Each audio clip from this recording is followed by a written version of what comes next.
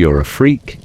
Welcome to Victorian England, where being different means you're entertainment, and entertainment means you're basically dead, just with extra steps and significantly more bodily fluids involved. Brilliant. The Victorians had a charming way of turning human misery into profit. Think modern social media, but with actual physical torture and worse hygiene. Before we explore exactly how quickly you'd become a Victorian statistic, hit that like button and subscribe, because after the next hour, you'll never complain about your commute again. Your train might be delayed, but it's not pulled by horses with digestive issues and a death wish. Ready? Of course you're not. Nobody ever is.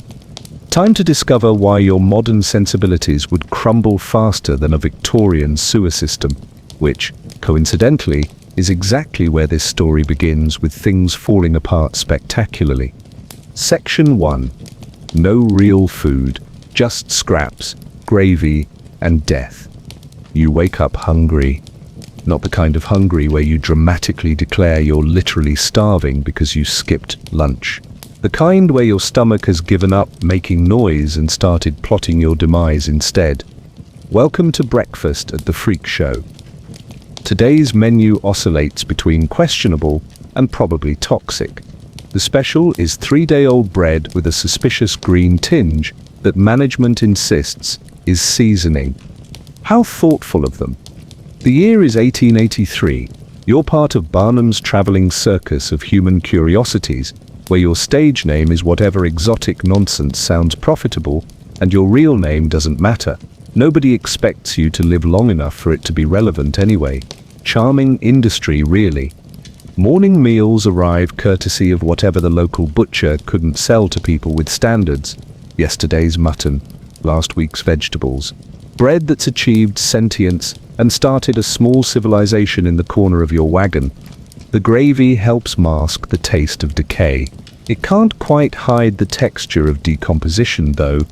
You share this feast with 12 other performers in a space designed for maybe 4 humans. The sword swallower gets the largest portion because apparently swallowing metal gives you dining privileges. Fair enough. Seems like a reasonable trade for slowly destroying your esophagus. Victorian food preservation meant hope for the best and pray the customer dies slowly. Refrigeration existed only in the fevered dreams of people who'd tasted fresh milk. Salt was your best friend, assuming you could afford it. Most shows couldn't. The water situation deserves special mention. Your drinking supply comes from whatever source the animals haven't completely contaminated yet. Sometimes it's a river. Sometimes it's a well. Sometimes it's a puddle with ambition. The taste varies between swamp and concentrated despair. Nutrition wasn't a concept the Victorians had quite grasped. They understood that food stopped people dying immediately, and that was roughly where their scientific knowledge ended. Vitamins were still decades away from discovery, which explains why everyone looked like extras from a zombie film that hadn't been invented yet. Your body starts shutting down within days. Constant fatigue becomes your default setting, like having your phone permanently on low battery mode, except the charger doesn't exist and won't be invented for another century. Performing requires energy you simply don't have. But performing also keeps you from getting replaced by someone hungrier and more desperate. There's always someone hungrier and more desperate. The irony is exquisite. You're literally starving while entertaining people who've paid good money for the privilege of watching you slowly waste away. Victorian capitalism at its finest, turning human suffering into profit with remarkable efficiency and absolutely zero guilt. Scurvy visits within weeks like an unwelcome relative who won't leave. Your teeth loosen, your gums bleed, and climbing onto the performance platform becomes an exercise in creative balance. The audience loves it. They think it's part of the act. Your gradually increasing frailty becomes your signature move. Mealtimes are, whenever management remembers to feed you, could be dawn, could be midnight, could be next Tuesday if they're feeling particularly creative with scheduling. Your metabolism has no idea what's happening and responds by shutting down non-essential functions like thinking clearly, staying warm, maintaining the will to live. The performers around you are walking anatomy lessons in malnutrition, hollow cheeks, brittle hair, and skin that's achieved a particular shade of grey that suggests their bodies have given up trying. You're joining a very exclusive club of people slowly dying in public for entertainment. Local authorities occasionally inspect travelling shows for health standards. This is Victorian speak for making sure nobody dies during the actual performance. Food quality doesn't factor into these inspections because officially you're not quite human enough to warrant proper meals. Your fellow performers develop creative solutions that would impress survival experts. The fire eater supplements his diet by literally eating whatever he can catch: rats, birds, insects. Protein is protein when you're this close to organ failure. The contortionist can twist herself into positions that make food stealing significantly easier. Skills adapt to circumstances in fascinating ways. By week's end, you've lost enough weight that your costume requires creative pinning to stay attached. The bearded lady offers to share her facial hair cream, which apparently doubles as soup when properly diluted. Victorian recycling at its most disturbing.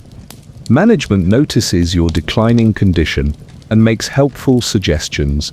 Perhaps you could develop an eating disorder as part of your act.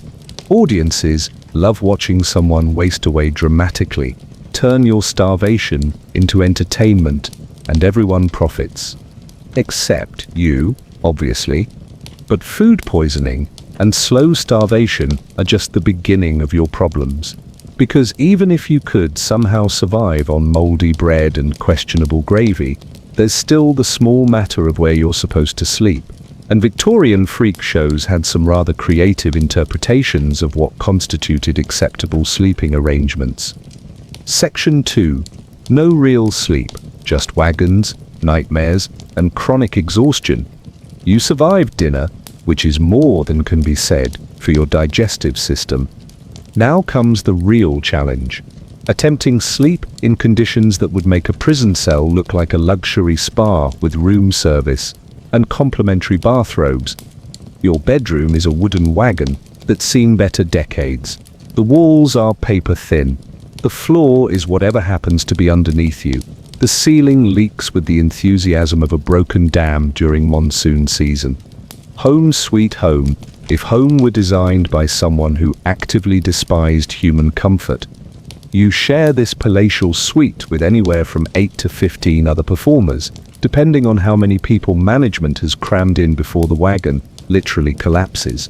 Personal space is a concept that won't be invented for another century. Privacy is something that happens to other people, presumably people who aren't classified as human curiosities. The sleeping arrangements follow a strict hierarchy that would make medieval feudalism seem egalitarian. The longest surviving performers get the corners, which offer the illusion of walls and slightly less chance of being trampled by someone's midnight toilet emergency. Everyone else gets the middle, where you become intimately familiar with your fellow performers' sleeping habits, digestive sounds, and personal hygiene choices. Bedding consists of whatever fabric scraps you can salvage, layer, and pray hold together through the night. Mattresses are a luxury reserved for management and people who haven't been classified as human curiosities. You get straw if you're lucky, newspaper if you're not, your own costume if you're particularly unlucky. Victorian heating technology in travelling shows was remarkably simple. There wasn't any. Your body heat and the heat generated by a dozen other unwashed humans in a confined space was supposed to keep everyone warm. Unfortunately, basic physics and the British climate had other plans entirely. Sleep arrives in fragments between the sounds of horses relieving themselves, other performers practicing their acts, and the general chaos of a travelling show that never quite stops moving. The fire eater tends to rehearse at 3 a.m., which creates interesting light shows through the wagon walls, and occasional actual fires. Your sleeping schedule follows the show's demands rather than anything resembling human biology. Performances run until midnight. Setup begins at dawn. Travel happens whenever management decides the local authorities are getting too curious about the mortality rates. The wagon wheels hit every possible pothole, rock, and dead animal on British roads with mathematical precision. Victorian road maintenance was charmingly haphazard, which means you spend most nights being bounced around like dice in a cup held by someone having a seizure. Sleep becomes a series of brief unconscious moments between impacts. Fellow performers develop fascinating sleep disorders that would intrigue modern scientists. The contortionist sleeps in positions that suggest her spine has given up following conventional rules of anatomy. The strongman snores with the volume of industrial machinery. The dwarf performer has claimed the space under everyone else's legs, which works until someone rolls over. Dreams become indistinguishable from waking nightmares. Your subconscious mind, already struggling with malnutrition and exhaustion, starts producing entertainment that rivals the actual freak show. You dream of food, warmth, and beds that don't move. Revolutionary concepts, really. Weather makes everything worse, because of course it does. Rain turns your wagon into a swimming pool with delusions of being shelter. Snow creates ice formations on the inside walls that are genuinely beautiful and completely deadly. Wind turns the entire structure into a percussion instrument played by someone having a seizure. The animals sleep better than you do, which is both insulting and oddly fitting. The circus elephants have their own tent. The horses get actual stables. Even the performing dogs have designated sleeping areas. You're officially less valuable than livestock, which is both insulting and oddly liberating in a way that probably shouldn't be possible. Your body starts shutting down systems to conserve energy like a phone in extreme power-saving mode. Temperature regulation becomes optional. Immune function takes a holiday. Your brain begins operating on whatever reserves it can find, which increasingly resembles running a computer on backup battery power. You're becoming a walking example of what happens when human beings are treated like disposable entertainment. Other performers have been at this longer and developed coping strategies that would impress military survival experts. The bearded lady has learned to sleep sitting up, which prevents her facial hair from getting caught in other people's feet. The sword swallower sleeps with his head tilted back, apparently to prevent accidental self-injury. Professional habits die hard. Unlike the performers, who die relatively quickly, management occasionally checks on the sleeping arrangements, mainly to ensure nobody has died in a way that would be difficult to explain to local authorities. Dead performers are bad for business, unless they die dramatically during a show, in which case they become part of the entertainment. By the end of your first week, chronic exhaustion has become your primary personality trait. Everything else, hunger, cold, pain, dignity, gets filed under problems for later. Sleep deprivation makes you creative in ways that probably shouldn't be possible and definitely shouldn't be legal. The irony is that you're more entertaining when you're barely conscious. Your natural coordination disappears, making every performance a genuine death-defying stunt. The audience loves the authentic fear in your eyes. They don't realize it's because you literally can't tell the difference between the stage and your nightmares anymore. But even if you could somehow adapt to sleeping in a traveling disaster zone, there's still the matter of basic hygiene, and Victorian freak shows had some rather innovative approaches to personal cleanliness that would make modern people question humanity's commitment to survival. Section 3. No personal hygiene, just filth, disease, and communal suffering. You wake up itching. Not the casual scratch of someone who slept awkwardly. The desperate, frantic clawing of someone whose skin has become a battlefield between you and several different species of parasites who've apparently signed long-term leases. Welcome to Victorian personal hygiene, where personal is a generous term, and hygiene is basically a myth. Your last proper wash was approximately never. The traveling show's bathing facilities consist of a single wooden bucket, a bar of soap that's achieved the consistency of wet stone, and whatever water source hasn't been completely contaminated by animal waste. Today's water comes from a stream that the horses have been using as their personal toilet for the past week. Lovely. Bathing happens weekly if you're lucky, monthly if you're not, seasonally if management decides water is too expensive, which happens more often than you'd think reasonable. The bucket gets shared among 15 performers, which means by the time it reaches you, you're essentially bathing in a soup of other people's dirt, dead skin, and whatever microscopic life forms have decided to make their home in communal washing water.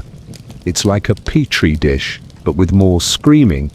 Privacy during bathing is a concept that won't be invented until indoor plumbing becomes common, which is still decades away. You strip down in full view of your fellow performers, the local wildlife, and anyone else who happens to be passing by. Modesty is a luxury reserved for people who aren't classified as human curiosities. Your fellow performers have developed fascinating relationships with soap and water that would intrigue anthropologists. The strongman hasn't bathed since joining the show 6 months ago, claiming it weakens his grip. The fire eater argues that water interferes with his ability to control flames. The contortionist can't reach half her body parts anyway, so she's given up trying. Lice have established permanent colonies in everyone's hair. These aren't temporary visitors. They're residents with generational property rights, and what appears to be a comprehensive urban planning strategy. Your scalp becomes a thriving ecosystem of parasites who've learned to work together for maximum human discomfort. Scratching only makes them angry, and angry lice are remarkably creative in their revenge strategies. Dental care consists of hoping your teeth fall out before they start hurting too badly. Toothbrushes exist, but are considered luxury items like caviar or the concept of human dignity. Most performers develop their own dental maintenance strategies, which usually involve trying to chew on things that won't immediately kill them. Success rates vary wildly. Your skin develops its own defense mechanisms against the constant assault of dirt, sweat, and various bodily fluids that probably shouldn't exist in nature. It becomes thick, discolored, and develops a texture that suggests leather might be jealous. This is your body's way of saying it's given up trying to be human and has decided to become luggage instead. The shared razor situation deserves special mention and possibly its own horror story. One blade serves the entire male population of the show, which means you're literally sharing steel that's been in contact with everyone else's blood, skin, and whatever diseases they've collected along the way. Victorian blood-borne illness, roulette at its finest. Personal toileting happens wherever you can find semi-private space, which usually means behind the animal wagons or in whatever bushes haven't been claimed by previous performers. Toilet paper is a luxury that won't be invented for another few decades. So you make do with whatever leaves, fabric, scraps, or unfortunate small animals happen to be available. Your undergarments achieve a level of structural integrity that suggests they're becoming load-bearing elements of your costume. Washing them would require removing them, which would require having replacement garments, which would require management caring about your comfort. The logical chain breaks down somewhere around the caring part. Fellow performers develop distinctive aromatic signatures that could be used for identification purposes. You can identify the bearded lady by her unique blend of unwashed hair and whatever she uses to maintain her facial hair. The sword swallower smells like metal and regret. The dwarf performer has achieved a scent that suggests something died and then decided to stay for dinner.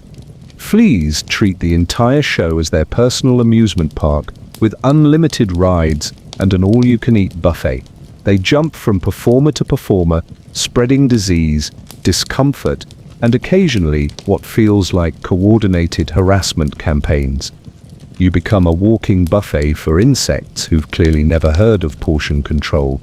Victorian understanding of disease transmission was charmingly primitive, like asking a toddler to explain quantum physics. They knew that being dirty made you sick, but they weren't entirely sure why, which led to fascinating theories about bad air and moral weakness. Your declining health gets attributed to your lack of character, rather than the fact that you're literally living in filth. Skin infections become as common as breathing, and considerably more painful. Your body develops sores, rashes, and mysterious bumps that management suggests you incorporate into your act. Turn your medical conditions into entertainment, and everyone profits. Except your immune system, which has officially quit and left a strongly worded resignation letter. The performers around you represent a walking catalogue of what happens when human beings are denied basic sanitation for extended periods. Open wounds, festering sores, and skin conditions that would make medical textbooks weep. You're joining a community of people who've been abandoned by both society and basic hygiene. Local health inspectors occasionally visit, though health is a rather generous term for what they're actually inspecting. They're mainly checking to make sure nobody dies in a way that would reflect poorly on local authorities. Personal cleanliness doesn't factor into these inspections because officially you're entertainment rather than humans deserving basic sanitation. But personal cleanliness is just one aspect of your new reality, because even if you could somehow maintain human standards of hygiene while living in conditions that would make rats complain, there's still the matter of what happens when you get sick. And in Victorian freak shows, illness wasn't just inevitable, it was practically guaranteed, definitely not covered by any form of health insurance, and absolutely no excuse for missing work. Section 4. No sick days. Perform or perish.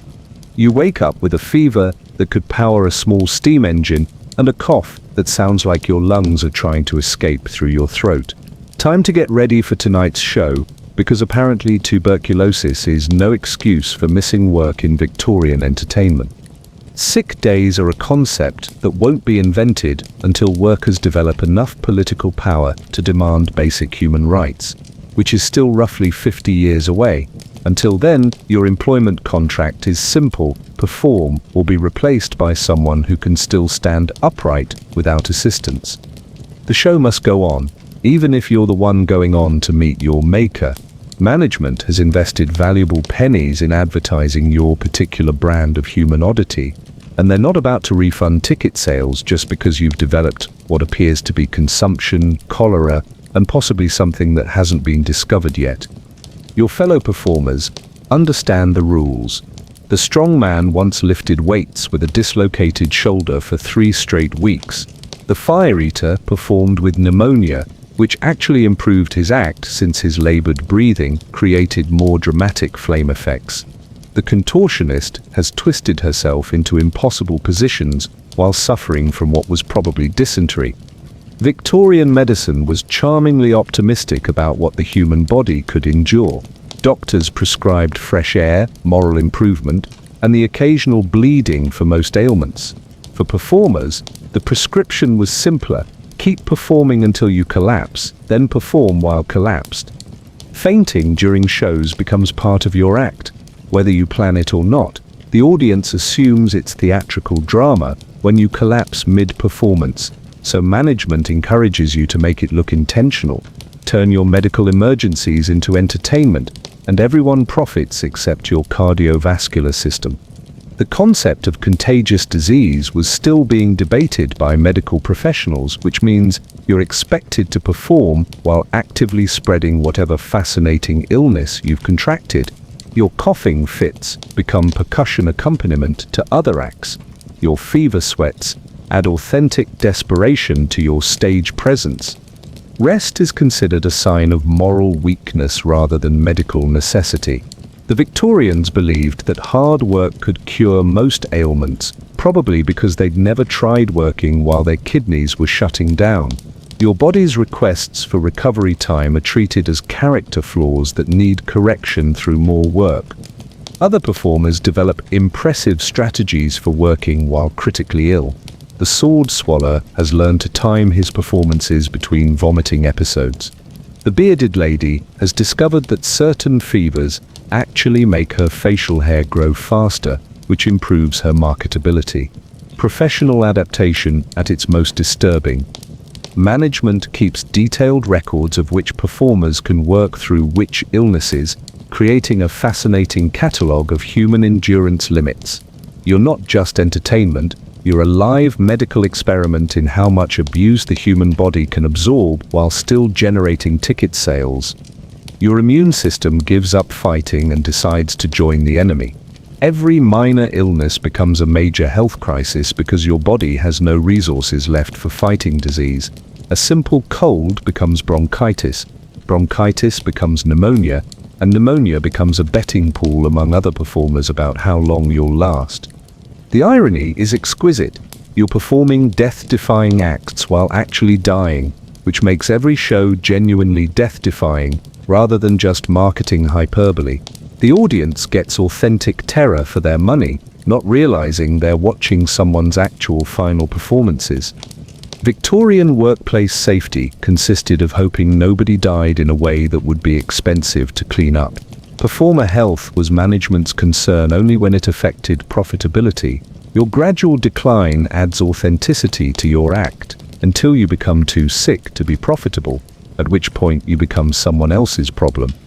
Medicine shows sometimes traveled with circuses, selling cure-all tonics that promised to heal everything from consumption to moral deficiency. These potions were usually alcohol mixed with whatever herbs could be found locally, which meant you could get drunk while dying, which was arguably an improvement. Fellow performers become experts at recognizing the signs of impending collapse in each other, not from concern, but from practical necessity. Someone needs to be ready to cover your act when you inevitably fall off the platform. Professional courtesy in the face of inevitable mortality. Local doctors occasionally visit traveling shows mainly to study the fascinating variety of diseases and injuries that develop when humans are treated like disposable entertainment. You become a walking medical textbook, contributing to scientific knowledge while actively decomposing. By your second week, you've performed with a fever, a respiratory infection, what might be food poisoning, and several unidentifiable rashes. Your body has become a testament to what humans can endure when survival depends on never stopping, never resting, and never admitting weakness. But illness is just another obstacle in your new career as human entertainment, because even if you could somehow maintain your health through sheer force of will, there's still the matter of what your actual performances involve. And Victorian freak show acts were designed by people who clearly believed that physical torture was the highest form of art. Section 5. Physical torture disguised as entertainment.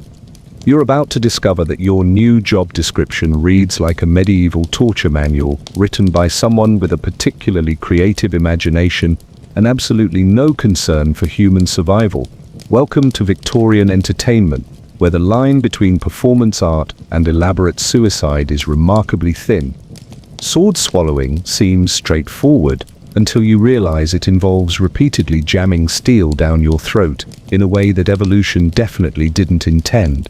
Your esophagus isn't designed to accommodate cutlery, but Victorian audiences paid good money to watch you prove Darwin wrong through sheer bloody-minded determination. The learning process involves weeks of gradually training your gag reflex to accept increasingly larger objects until you can suppress the reasonable biological response of absolutely not. This means starting with spoons, progressing to butter knives, and eventually working up to actual swords while your throat tissue develops the kind of scarring that would impress medical professionals. Fire breathing requires you to hold flammable liquid in your mouth and spray it across an open flame, which is exactly as dangerous as it sounds. The fuel used was typically kerosene or lamp oil, neither of which was designed for human consumption. Your mouth becomes a makeshift flamethrower, and your digestive system becomes collateral damage. The chemicals involved in fire performances slowly destroy your sense of taste, burn your throat tissue, and occasionally cause internal injuries that Victorian medicine was spectacularly unequipped to treat. But the audience loved watching humans transform into dragons, even if the transformation was killing you from the inside out. Contortion acts pushed the human skeleton beyond its design specifications on a nightly basis. Your joints weren't meant to bend in directions that defy basic anatomy, but Victorian crowds paid premium prices to watch you discover exactly where your flexibility ended and permanent injury began. Professional contortionists developed fascinating medical conditions that wouldn't be properly understood for decades. Dislocated joints became routine, chronic pain was considered an occupational hazard, and spinal damage was just part of the job. Your skeleton was being systematically destroyed for entertainment value. The human cannonball act involved being literally shot from a cannon, which is as insane as it sounds and considerably more dangerous than anyone admitted. The physics involved were poorly understood, safety equipment was non-existent, and landing techniques were basically hoping for the best, while flying through the air at speeds that would make modern stunt performers weep.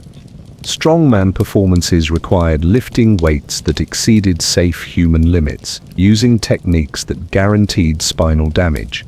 Victorian understanding of proper lifting form was charmingly primitive, which meant you were essentially competing to see who could destroy their back most impressively while lifting objects that had no business being lifted by humans. The knife-throwing acts placed human targets in front of people, hurling sharp objects with what was charitably called practiced accuracy. Mistakes were common, medical care was primitive, and insurance was a concept that wouldn't be invented for decades. You stood still while someone threw deadly weapons in your general direction and hoped their aim was better than their judgment. Tightrope walking took place at heights that would be illegal today, using equipment that was maintained by people who'd never heard of safety standards. Falls were expected, serious injuries were common, and death was considered an occupational hazard rather than a workplace safety failure. Your body starts accumulating damage at a rate that would impress modern trauma surgeons.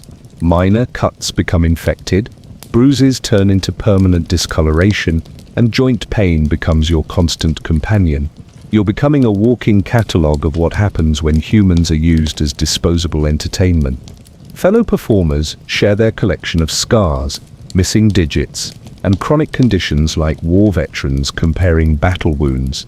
The fire eater has permanently damaged his vocal cords, the strongman's spine has developed creative new angles, and the contortionist occasionally gets stuck in positions that require help to escape. Pain management consisted of alcohol, laudanum if you were lucky, and the Victorian belief that suffering built character.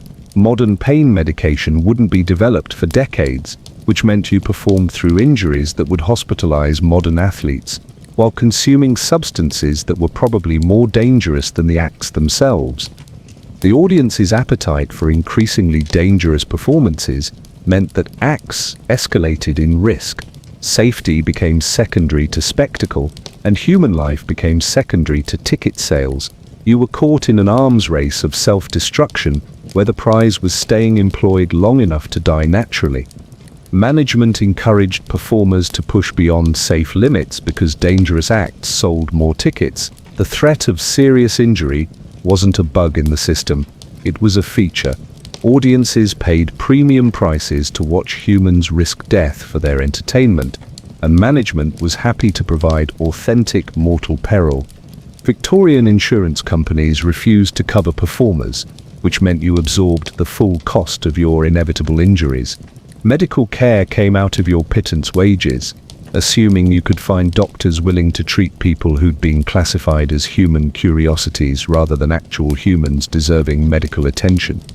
By your third week, you've collected injuries that would end modern careers before they started. Your hands are permanently scarred, your joints ache constantly, and your pain tolerance has reached levels that suggest your nervous system has given up trying to protect you from yourself. But physical torture is just one aspect of your new reality, because even if you could somehow adapt to nightly self-destruction, there's still the matter of what you're wearing while you slowly destroy yourself. And Victorian performance costumes were designed by people who clearly believed that clothing should be another form of torture rather than protection. Section 6. Everything you wore was designed to hurt you. Your costume arrives with the structural integrity of a medieval torture device and the comfort level of wearing a nest of angry wasps. Victorian performance wear was designed by people who apparently believed that clothing should actively participate in your suffering rather than merely witness it. Corsets weren't just tight, they were engineered to redistribute your internal organs in ways that would make anatomists weep. These weren't the fashionable corsets worn by ladies of leisure. These were industrial-strength restraining devices designed to create dramatic silhouettes, while systematically crushing your ribcage and preventing basic respiratory function. Breathing becomes an optional activity when your corset is laced tight enough to create the wasp-waisted figure that Victorian audiences expected. Your lungs learn to operate in approximately half their intended capacity, which is particularly challenging when you're expected to sing, perform acrobatics, or stay conscious for extended periods. The metal components in your costume aren't decorative. They're structural elements that dig into your flesh with every movement. Brass buttons, steel boning, and iron clasps all contribute to your slowly developing collection of permanent indentations and pressure sores. Your skin learns to accommodate metal fixtures that were never designed with human comfort in mind. Makeup in the 1880s contained lead, mercury, and other substances that would be classified as hazardous waste by modern standards. Your face becomes a canvas for toxic artistry that slowly poisons you from the outside in. The dramatic white face paint that creates your theatrical look is literally killing you one performance at a time. Hair accessories involve pins, combs, and various metallic implements that turn your head into a pincushion.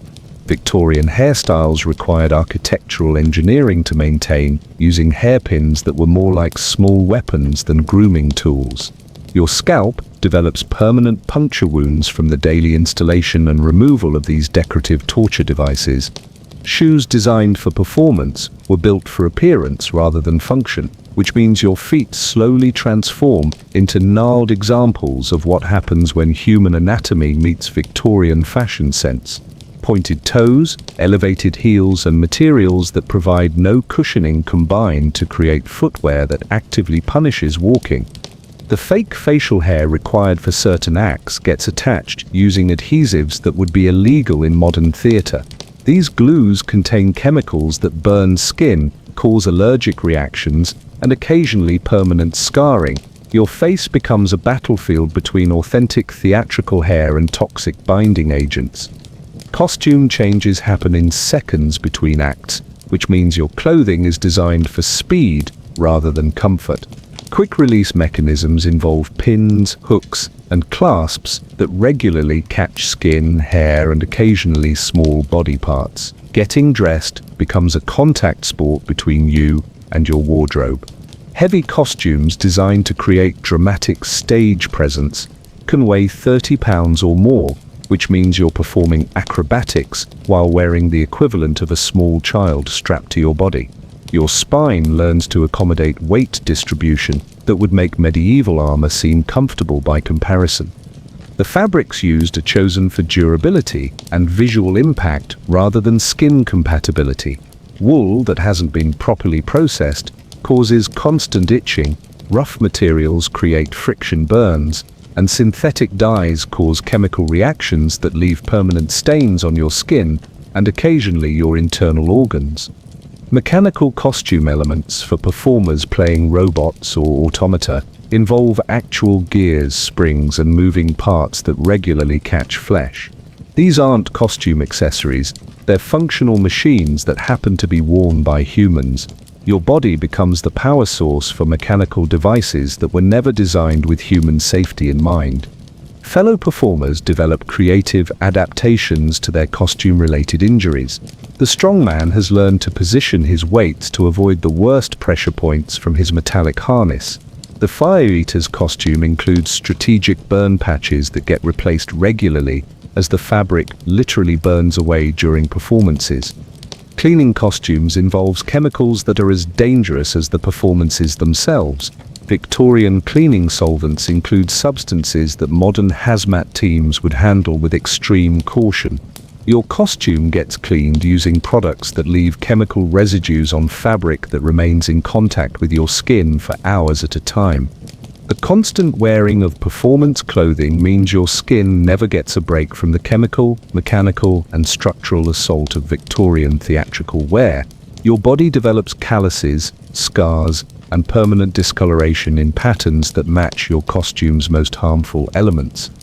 Management views costume-related injuries as character-building experiences rather than workplace safety issues. Burns from chemical dyes, cuts from metal components, and respiratory problems from toxic makeup are all considered normal aspects of the job rather than preventable occupational hazards. Your costume becomes a second skin that's actively hostile to your first skin. The boundary between clothing and medical device blurs as your wardrobe transforms into a collection of wearable instruments designed to enhance your performance while systematically destroying your body. By month's end, your relationship with clothing has been permanently altered. You've learned that fabric can cut, metal can poison, and fashion can kill. Your costume collection reads like a catalogue of creative ways to injure humans while making them look theatrical. But costume-related suffering is just another layer of your new reality. Because even if you could somehow adapt to wearing torture devices disguised as clothing, there's still the matter of how you get from place to place. And Victorian transportation for traveling shows was designed by people who clearly believed that the journey should be as unpleasant as the destination. Section 7. The constant movement that destroyed your body. You discover that traveling shows don't actually travel. They bounce, they lurch, they occasionally become airborne while following what Victorian engineers generously called roads. Your new mobile home has the suspension system of a wooden box with wheels, which means every journey becomes a full-body massage performed by someone who actively despises your skeleton. Victorian roads were marvels of inconsistent engineering, potholes deep enough to hide small livestock, rocks positioned with mathematical precision to destroy wagon axles, surfaces that alternated between mud that could swallow horses and ruts that could break wheels. Your spine wasn't designed for this level of constant abuse. The wagons themselves were built by people who'd apparently never heard of comfort, shock absorption, or basic physics. Wooden wheels on wooden axles traveling over surfaces that barely qualified as paths. Every bump translates directly into your vertebrae with the efficiency of a medieval torture device. You're constantly in motion, which sounds romantic until you realize it means you're constantly being beaten by your own transportation. Travel happens at all hours because Victorian show schedules were designed by people who'd clearly never experienced physical exhaustion. Dawn departures after midnight performances, all-night journeys between towns, sleep-deprived wagon drivers navigating by moonlight and prayer. The horses pulling your mobile prison are often in worse condition than you are, which is saying something.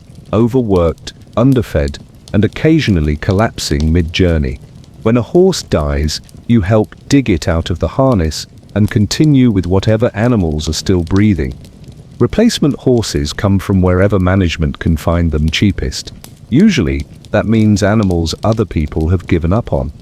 Your fellow performers adapt to constant motion in fascinating ways that would interest physiologists.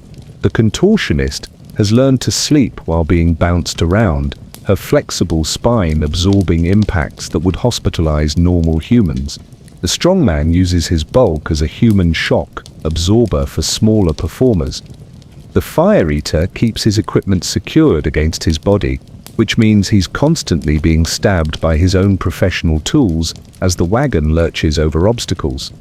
Weather makes everything exponentially worse, because Victorian weather was apparently designed by people who actively hated human comfort. Rain turns roads into rivers of mud that swallow wheels up to the axles. Snow creates ice patches that send wagons sliding sideways into ditches. Wind rocks the entire caravan like ships in a storm, except ships are designed to handle that kind of motion, and wagons definitely aren't. You develop what modern medicine would recognize as chronic motion sickness combined with repetitive stress injuries. Your inner ear gives up trying to maintain equilibrium. Your joints protest every bump with increasing creativity and volume. Your bones start aching in weather patterns like a human barometer calibrated for suffering. The constant vibration affects your nervous system in ways that Victorian medicine couldn't understand, and modern medicine would find fascinating. Sleep becomes impossible, not just because of the noise and crowding, but because your brain can't adapt to the constant motion. You're essentially being slowly shaken apart at the molecular level. Meal times during travel become exercises in creative problem solving. Eating while bouncing requires skills that weren't covered in any educational curriculum. Hot liquids become weapons. Solid food becomes projectiles. Your digestive system learns to operate under conditions that would challenge astronauts. Most meals end up worn rather than consumed. The wagons break down with depressing regularity because they weren't designed for the kind of abuse Victorian roads provided. Axles snap, wheels come off, canvas tears, wood splits. You become an expert in roadside wagon repair, not from choice but from necessity. Everyone learns to fix wheels, patch canvas, and reinforce axles using whatever materials can be scavenged or stolen. Your hands develop permanent calluses from handling tools and ropes during emergency repairs. Navigation relies on whatever local knowledge can be acquired from people who may or may not be providing accurate directions. Maps exist, but are often outdated, inaccurate, or deliberately misleading. Wrong turns mean extra days of travel, which means less money and more physical abuse. Getting lost isn't just inconvenient, it's potentially fatal when your food and water supplies are already inadequate. The social dynamics inside a constantly moving wagon create their own special form of psychological torture. Personal conflicts can't be escaped through physical distance. Personality clashes intensify when you're trapped in a box with people you might normally avoid. Violence becomes common, not from malice but from the psychological pressure of constant confinement and motion. By your second month, your body has adapted to constant movement in ways that probably aren't medically advisable. Your sense of balance recalibrates to accommodate perpetual motion. Your spine develops a flexibility that suggests your vertebrae have given up, maintaining their original positions. You start feeling seasick when the wagon actually stops moving. Local authorities occasionally stop traveling shows to inspect for stolen goods, unpaid taxes, or general suspicion about groups of people who don't stay in one place long enough to be properly regulated. These inspections involve unloading wagons, searching belongings, and generally adding hours to already exhausting travel schedules. You're guilty of being mobile until proven innocent, which rarely happens quickly.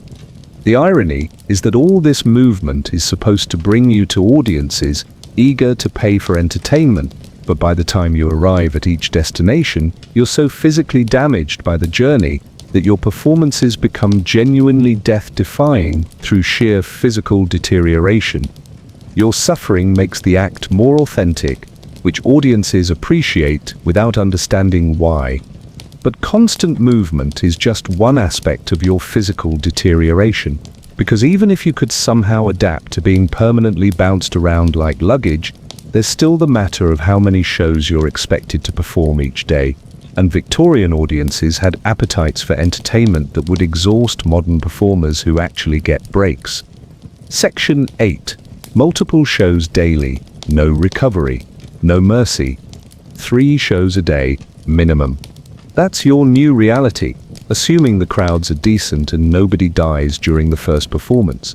On good days, when word spreads and audiences grow, you might perform 5 or 6 shows. On exceptional days, when local authorities haven't shut you down and the weather cooperates, you could be looking at 8 performances, each one potentially fatal. Victorian entertainment schedules were designed by people who'd apparently never experienced physical exhaustion, muscle fatigue, or basic human limitations. The concept of recovery time between performances was as foreign as indoor plumbing or workers' rights, both of which were still decades away from being invented.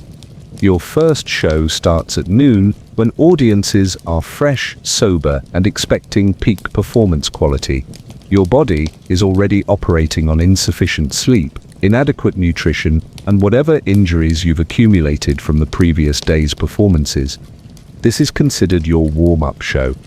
Between performances, you get roughly 30 minutes to change costumes, tend wounds, and prepare for the next crowd. 30 minutes to recover from acts that push your body beyond safe limits. 30 minutes to transform from someone who just risked death into someone ready to risk death again.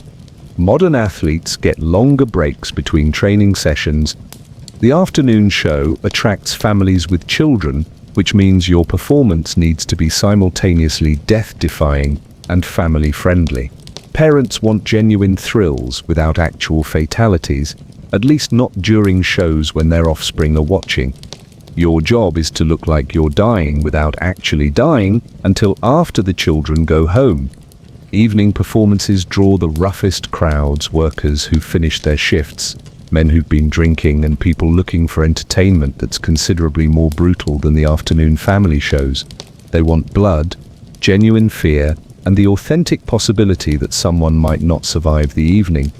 Your exhausted state makes their wishes more likely to come true. The physical toll of multiple daily performances compounds exponentially. Your first show might go reasonably well, assuming your definition of well includes minor injuries and significant pain. Your second show operates on whatever energy reserves you have left. Your third show runs on desperation and whatever stimulants you can acquire. Fellow performers develop strategies for surviving multiple daily shows that would fascinate modern sports. Medicine. The fire eater paces his performances to avoid completely destroying his throat before the final show. The contortionist alternates which joints she dislocates to spread the damage evenly. The strongman has learned to fake some of his lifts when his back is too damaged for genuine strength demonstrations. Your costume changes between shows become increasingly frantic as injuries accumulate and energy depletes. What started as a 30-minute recovery period becomes a desperate attempt to stop bleeding, change into clean clothes, and consume whatever food or drink might provide enough energy for the next performance. Bloodstains on costumes get incorporated into the act when there's no time for proper cleaning. Audiences don't want to see the same performance 3 times in one day, which means you need multiple acts or creative variations on your signature routine. This multiplies the physical demands exponentially. Instead of perfecting one dangerous act, you're maintaining several, each with its own collection of potential injuries. Your body becomes a catalogue of different ways to damage human anatomy. The sword swallower develops a rotation system for his blades to give his throat time to heal between different weapons. The tightrope walker varies the height and difficulty of his performances based on how damaged his balance has become throughout the day. Everyone learns to conserve energy for the final show, which usually determines whether you get paid or replaced. Management tracks audience numbers and enthusiasm for each performance, creating a competitive environment where performers push beyond safe limits to avoid being cut from shows. Missing performances means losing pay, which means losing whatever minimal food and shelter keep you alive. Everyone performs through injuries that would end modern careers. Local authorities occasionally attend multiple shows to ensure public safety, which is Victorian speak for making sure nobody dies in a way that would reflect poorly on their jurisdiction. Their presence adds pressure to make each performance look dangerous without actually being fatal. This is considerably more difficult than it sounds. Medical care between shows consists of whatever basic first aid other performers can provide. The fire eater has become an expert at treating burns. The strongman knows how to reset dislocated joints. The contortionist can stitch wounds that don't require professional medical attention. Everyone becomes a battlefield medic specialized in entertainment-related injuries. Your energy levels throughout the day follow a predictable pattern of decline that would interest physiologists. First show, operating on whatever reserves you have. Second show, running on adrenaline and crowd enthusiasm. Third show, powered by fear of unemployment and whatever stimulants you can acquire. Fourth show and beyond, operating on pure desperation and possibly divine intervention. The quality of your performances naturally deteriorates as the day progresses, but audiences often interpret this as increasing authenticity. Your growing exhaustion makes every act genuinely more dangerous, which crowds appreciate without understanding the medical implications. Your declining condition becomes part of the entertainment value. Revenue from multiple daily shows gets distributed according to management's interpretation of who contributed most to audience satisfaction. Performers who can maintain quality through multiple shows get larger portions of the take. Those who collapse early get whatever's left after expenses. There's always someone willing to perform through injuries that would hospitalize you.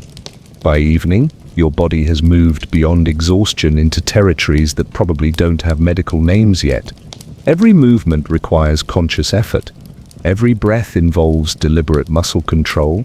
Your nervous system has given up maintaining automatic functions and switched to manual operation. You're basically piloting your own body like a machine that's breaking down in real time. But performing multiple shows daily is just one layer of your physical deterioration, because even if you could somehow maintain peak performance through endless repetition, there's still the matter of your living conditions. And Victorian freak shows had some rather creative interpretations of what constituted acceptable accommodation for human beings. Section 9. Living with animals. Literally, you're sharing your bedroom with a bear. Not metaphorically. Not as some quaint Victorian expression, literally sharing sleeping space with a several hundred-pound carnivore who hasn't had a bath since the Crimean War ended and has personal hygiene standards that would make your fellow performers seem fastidious. Welcome to Victorian animal-human cohabitation, where the lines between performer and livestock have been enthusiastically erased. The bear's name is Wellington, apparently named after the Duke rather than the boot, though given his aromatic qualities, the boot might have been more appropriate. Wellington snores like a freight train derailing repeatedly, sleeps in whatever position maximizes your discomfort, and has digestive timing that suggests he's actively plotting against your sleep schedule. You've been assigned the space next to his cage, which in Victorian logic makes you responsible for his care, feeding, and general well-being. Congratulations, you're now a zookeeper, performer, and roommate to an animal that could kill you accidentally while scratching. The elephants live in the tent adjacent to your wagon, which means your sleep soundtrack includes sounds that suggest geological activity. Elephants, it turns out, never really sleep.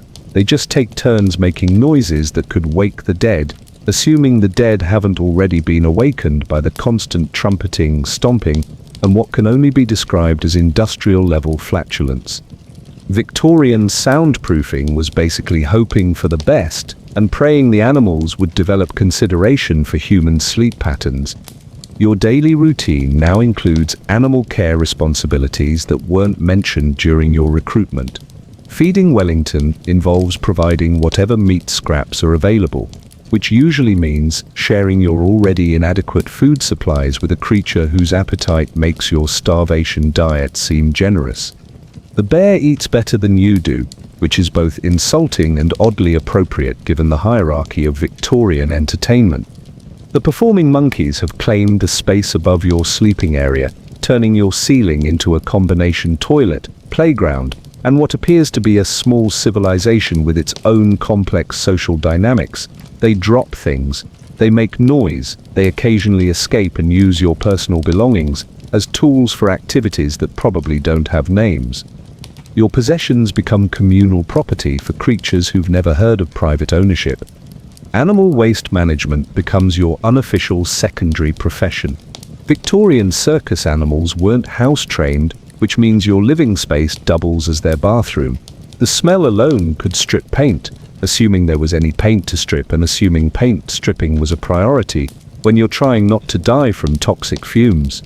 You develop a tolerance for odors that would make sewer workers impressed. The horses that pull your wagon home are stabled directly underneath your sleeping space, which means their nighttime activities become your nighttime entertainment. Horses, apparently, have no concept of quiet hours and consider 3 a.m. the perfect time for animated discussions about whatever horses discuss at volume. Their digestive processes follow no schedule that considers human comfort. Fellow performers have adapted to animal cohabitation in ways that would fascinate anthropologists studying human adaptability. The strong man shares his space with the performing pigs, who've learned to use his bulk as a heating source during cold nights. The fire eater bunks with the goats, who seem unnaturally interested in his professional equipment. The contortionist has claimed a space near the birds, apparently because their noise bothers her less than larger animals stepping on her while she sleeps. You're expected to develop an emotional attachment to your animal roommates, not from sentiment but from practical necessity.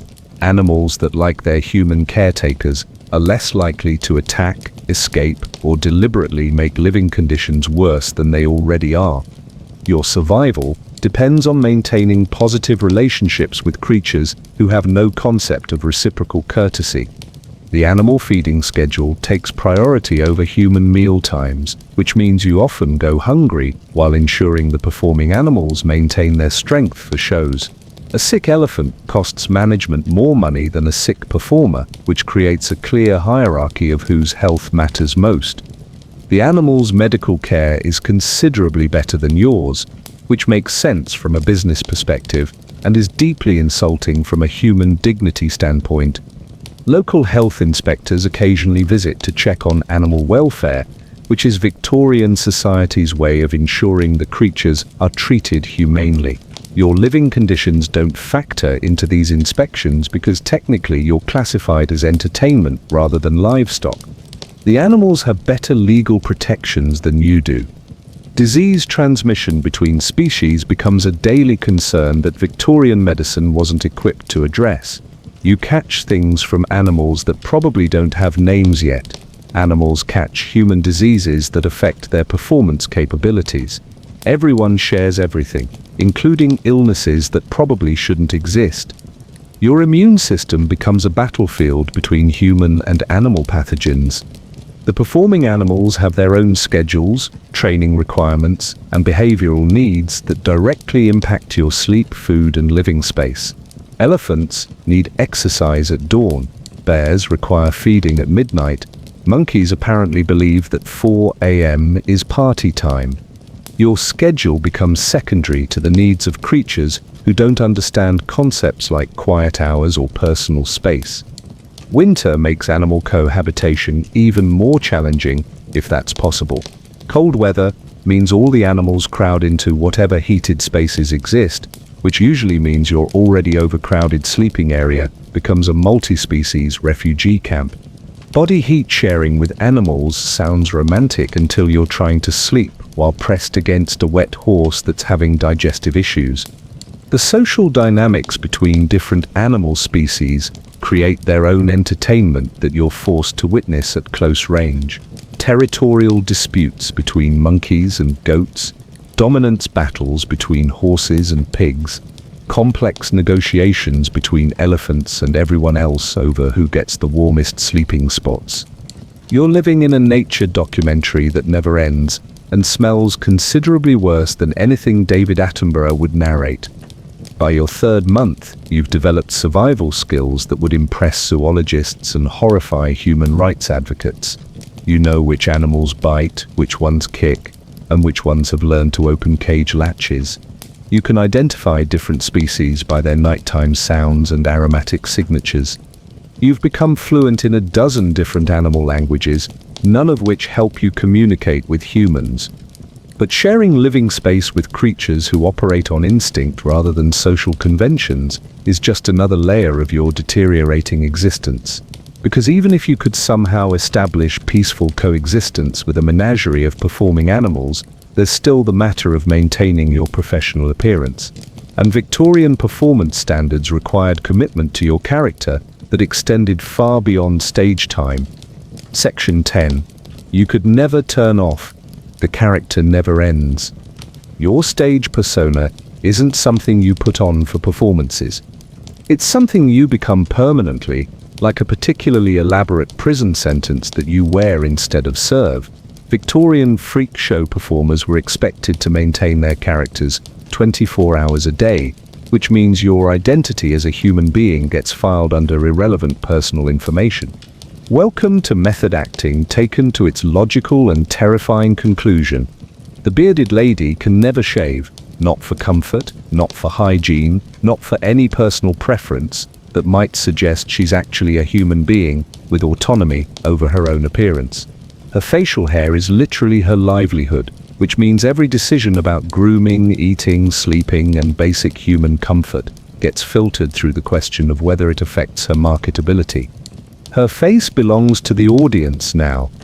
Your costume becomes a second skin that's considerably less comfortable than your original skin and infinitely more important to your survival. The elaborate makeup that creates your stage appearance contains lead, mercury, and other substances that slowly poison you from the outside in. But removing it would break the illusion that you're actually the exotic creature audiences pay to see. Sleep in full costume, because changing clothes takes time you don't have, and management money they won't spend on backup outfits. Wake up in full costume because your first interaction every day might be with audience members who expect to see the advertised freak, rather than a tired human being trying to survive. Victorian entertainment economics. Your professional identity consumes your personal identity like a particularly aggressive parasite. The strongman must maintain his physique through constant training, inadequate nutrition, and performance schedules that would challenge modern athletes with proper sports medicine support. His muscles aren't just for show, they're the foundation of his employment contract, which means every meal, every movement, every moment of rest gets calculated for its impact on his physical appearance. He's not allowed to have an off day because his body is the product being sold. Makeup removal isn't just about personal comfort, it's about maintaining trade secrets that could destroy your career if revealed. The exotic skin conditions that make you marketable might be achieved through cosmetics, dyes, or deliberate irritation that creates visually interesting effects.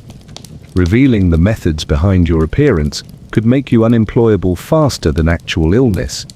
Your accent, mannerisms, and personal behavior must match whatever origin story management has created for your character.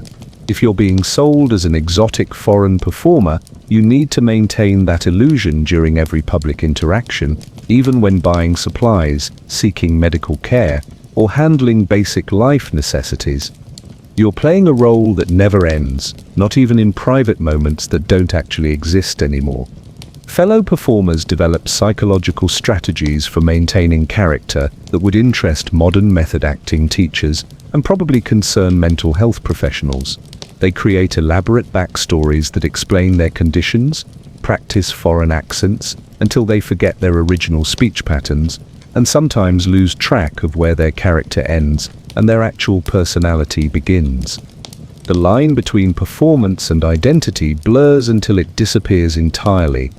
Local communities treat you as the character rather than the person, which means your social interactions are limited to whatever relationships the character can maintain. If you're performing as a wild savage, people expect savage behavior. If you're portraying an exotic foreigner, you're treated as foreign even when seeking basic services. Your character determines not just how you're perceived, but how you're allowed to exist in society.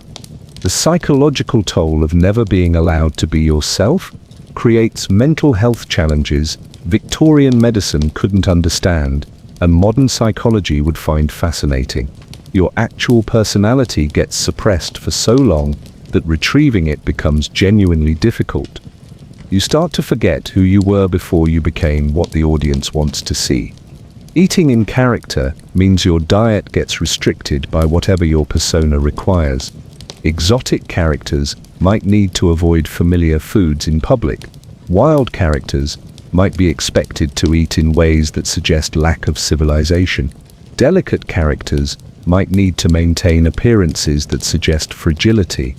Your nutritional needs become secondary to character consistency. Medical care becomes complicated when doctors need to treat your actual conditions without disturbing the illusions that employ you. Skin treatments that might heal your deliberately maintained exotic appearance could cost you your livelihood. Nutritional improvements that might alter your physical characteristics could make you unemployable. Your health becomes secondary to your marketability. The constant psychological pressure of maintaining a character creates identity dissociation that would concern modern therapists. You develop multiple personality layers: the character you perform, the person you pretend to be off stage, and somewhere buried underneath, whoever you actually are when nobody's watching. Except nobody's never watching in a traveling freak show. Privacy becomes impossible when your character needs to be available for impromptu performances, chance encounters with potential audiences, and managements need to ensure you're maintaining the illusion that generates revenue. Your personal time gets scheduled around character availability. Your identity becomes intellectual property, owned by people who don't particularly care about your psychological well-being.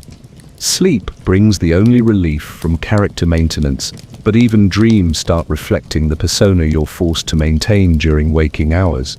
Your subconscious mind begins incorporating character elements into your personal psychology until the boundaries become genuinely unclear.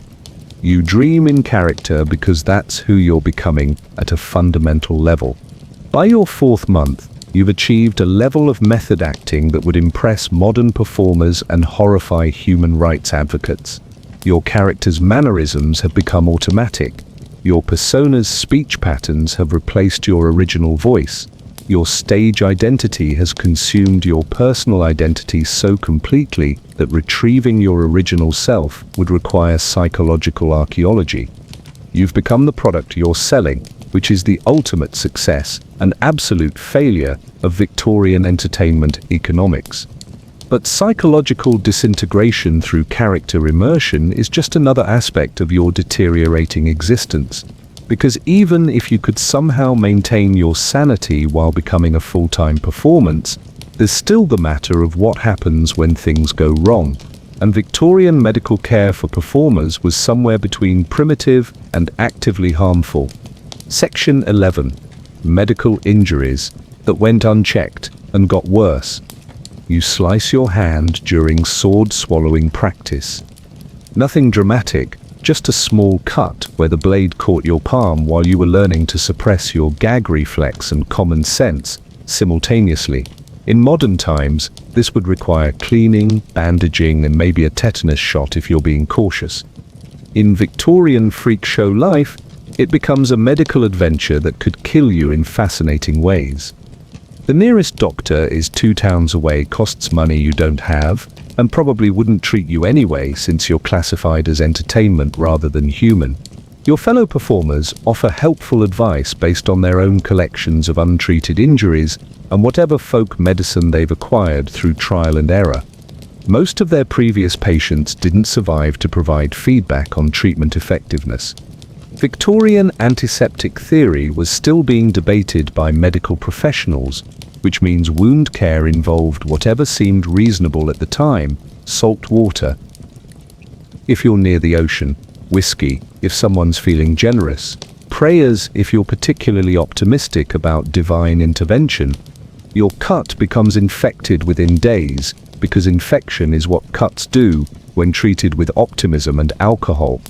The infection spreads in ways that would fascinate modern medical students and horrify anyone with basic knowledge of bacteriology. Red streaks climb your arm like angry road maps. Swelling makes your hand resemble a grotesque balloon. Fever arrives with the enthusiasm of an unwelcome relative who's planning an extended visit. Your body temperature rises to levels that suggest your immune system has decided to fight the infection by cooking you from the inside. Fellow performers offer increasingly creative treatment suggestions based on their personal experience with similar injuries. The fire eater recommends cauterizing the wound with his performance torch. The strongman suggests binding it tightly to prevent blood loss, which also prevents blood flow and probably accelerates tissue death. The contortionist offers to twist your arm into positions that might improve circulation or might permanently disable your shoulder joint. Management notices your declining condition and calculates whether treating your injury costs more than replacing you with someone whose hands still work properly. This calculation involves comparing your current performance capability against the cost of finding, training, and transporting a replacement performer. Your medical needs are evaluated as business expenses rather than human necessities. The infection reaches your lymph nodes, creating swelling that makes your armpit feel like it's housing an angry tennis ball. Victorian understanding of lymphatic systems was charmingly primitive, which means this development gets attributed to various causes ranging from moral weakness to atmospheric pressure changes. Nobody suggests that maybe, just maybe, the infected cut on your hand might be related to the swelling in your arm. Local medical practitioners occasionally visit traveling shows, mainly to study the fascinating variety of untreated injuries and exotic diseases that develop when humans are denied basic health care. You become a walking medical textbook, contributing to scientific knowledge while your arm slowly dies from preventable infection. Your suffering advances medical understanding, which is noble in theory and agonizing in practice. The wound begins producing discharge that suggests your body has given up trying to heal and decided to simply evacuate whatever tissue can still be saved. The smell alone could clear a room, assuming anyone in your wagon had anywhere else to go. Your infected hand becomes a biological warfare experiment that you're conducting on yourself. Other performers share their own medical horror stories while your condition deteriorates, creating a support group for people whose occupational injuries have received creative rather than effective treatment. The sword swallower once had a blade nick his esophagus and treated it with raw honey and prayer. The fire eater's lung capacity has been permanently reduced by chemical burns that were treated with milk and optimism. Victorian pain management consisted of alcohol, laudanum, if you could afford it, and the widespread belief that suffering built character. Your infected arm throbs with pain that would hospitalize modern patients, but you're expected to maintain performance schedules while your body fights a losing battle against bacterial invasion. Pain becomes your constant companion, like having a roommate who never pays rent and consistently makes terrible conversation. The infection spreads to your bloodstream, creating sepsis that Victorian medicine couldn't recognize, name, or treat effectively. Your fever spikes to temperatures that make coherent thought difficult and coordinated movement nearly impossible. You're expected to perform death-defying acts while your blood is literally poisoned and your brain is operating at roughly the temperature of fresh tea. Medical supplies available to traveling performers consist of whatever can be acquired cheaply from local sources or stolen from communities with better healthcare access. Bandages are whatever fabric can be spared from costumes. Antiseptics are whatever alcohol isn't needed for pain management. Surgical instruments are whatever sharp objects happen to be available and can be cleaned with hope and determination. Your arm begins showing signs of gangrene, which Victorian medical practitioners might recognize but couldn't treat effectively without amputation.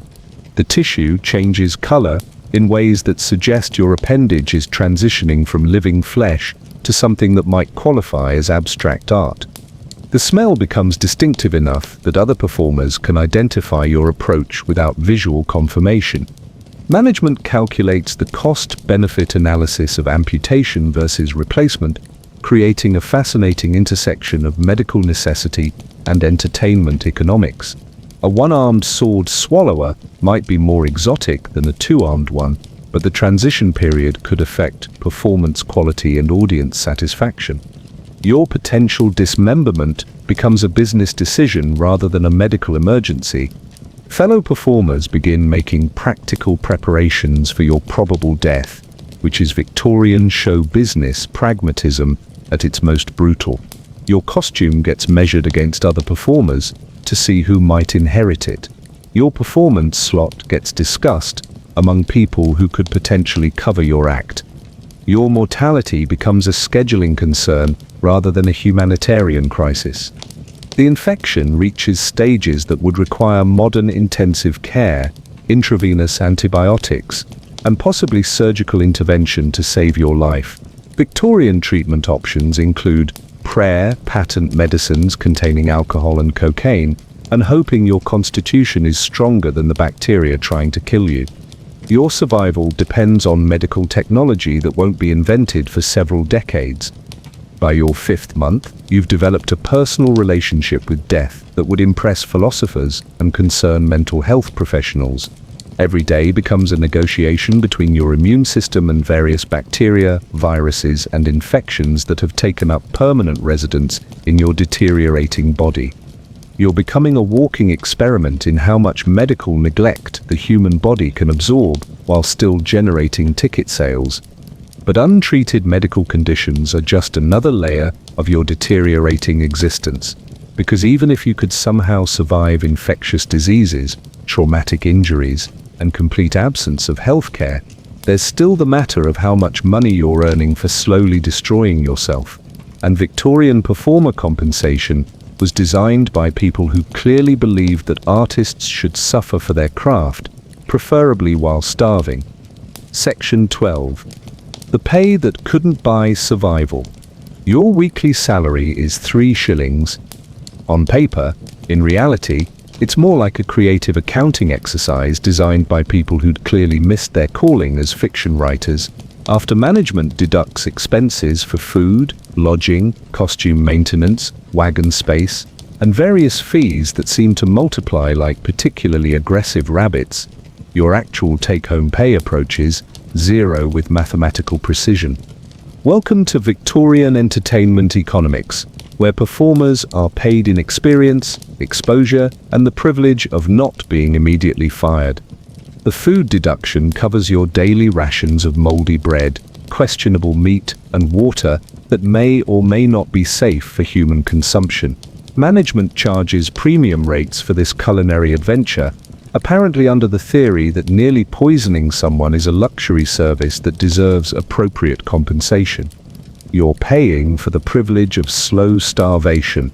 Lodging costs include your shared space in the animal wagon, which management calculates at rates that suggest your sleeping area has been classified as prime real estate.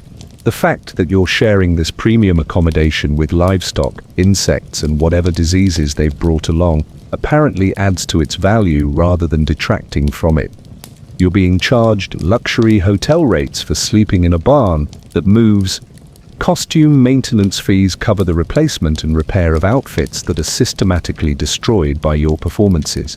Management provides clothing designed to last exactly long enough to generate revenue, then charges you for its inevitable replacement when blood, sweat, and chemical burns render it unwearable. You're paying for the privilege of destroying your own work uniforms.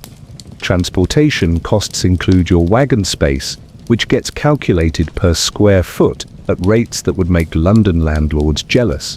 The fact that this transportation involves being bounced around British roads in conditions that would violate modern animal welfare laws apparently makes it more valuable rather than less.